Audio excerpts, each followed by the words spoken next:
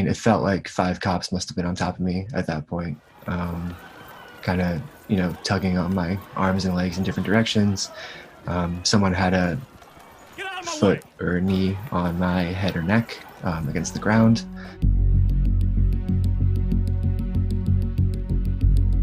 I put my arm behind my back, which the way they were twisting my body, I couldn't do.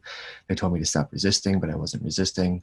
I clearly identified myself as a journalist. I had a press badge on, and by the time they finally cuffed me and stood me up, I yelled at them repeatedly to grab my phone, which had fallen onto the ground. I kept screaming that I was a journalist and that I needed my phone, and they refused. And instead, what did they say? They said, shut the up. They called me a asshole.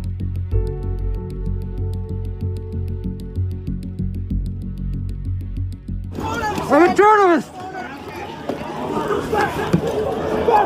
Oh, fuck! I'm fine. Give me a hand. They're right here. Please get my phone. I can't get it. I can't get it around. I can't get it around.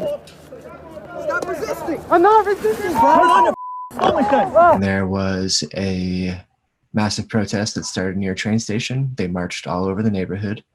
And then eventually, in the evening, the cops started to get aggressive, and there were a ton of clashes. It kind of turned into a cycle of conflict where there'd be 2 lines of, the cops in riot gear, and then a line of protesters. Occasionally, some protesters would throw some projectiles, maybe a glass bottle or a stone, and usually when that happened, cops would charge and begin to kind of tackle and indiscriminately arrest and sometimes violently arrest protesters. They often deployed a lot of pepper spray. They used their batons. They sometimes dragged protesters across the concrete to bring them to the police van. And yeah, it was an incredibly chaotic and crazy scene.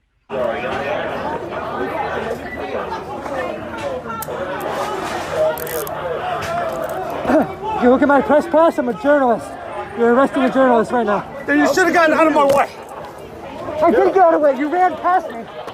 Can you please get my phone? It's right there. Get my phone. Shut the up. You're not getting any phone. Get out of here. Let's go. And then they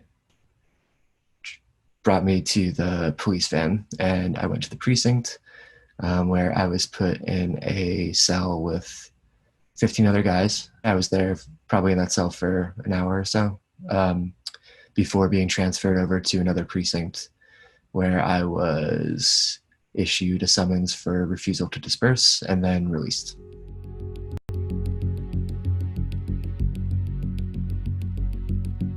I think,